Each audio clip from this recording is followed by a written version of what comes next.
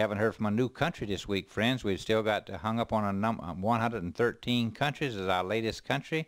It was a country of COMOROS.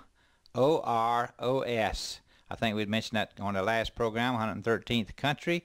So sign our guest book, and while you're there, let us know what country or what state you're watching Strolling Down Memory Lane from. If you have a request, a prayer request, song request, if our guests can do the songs, we'll be glad to have them to do it for you. I'll try to do them myself, or Willie and I will surely pray for you. That's the least we can do for you for watching Strolling Down Memory Lane. There's a lot of sick people out there. So without further ado, my wife studied hard, so here she is with this week's Thought for the Week, Willie Pollard.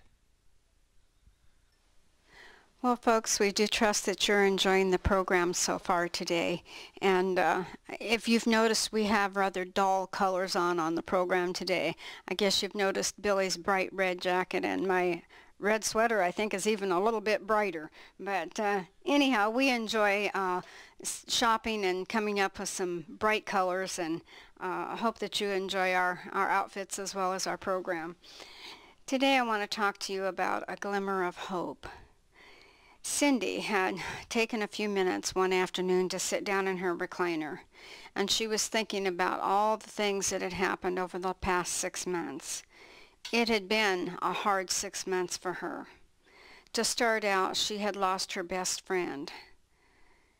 She had passed away from a terminal disease, and then Cindy's husband got very sick and actually ended up in the hospital. He and his wife were told that he had an incurable heart disease. And if that wasn't enough, they had a son and a granddaughter who also had become very ill, and they ended up in the hospital for a short time. They were doing okay now, but they had to stay in the hospital as well. And it just seemed like everything was so upside down in Cindy's world. And as she sat there in her recliner, she just prayed, Lord, I'm so discouraged right now. I know you're there, but I need a little glimmer of hope, Lord. Could you please give me a glimmer of hope? And a short time after Cindy prayed that prayer, she was still sitting in her recliner, and all of a sudden, she felt an urge to go outside. She didn't quite understand it, but she just followed the urge that she felt. And so she got up out of her recliner and she stepped out in her backyard. And she looked around, and her backyard looked so lifeless, a lot like she felt right then.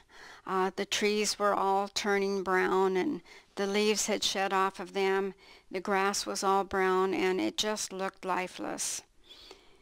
And then Cindy, for some reason, turned her head over to the flower bed area. And over there in the flower bed stood one lonely, bright yellow daffodil.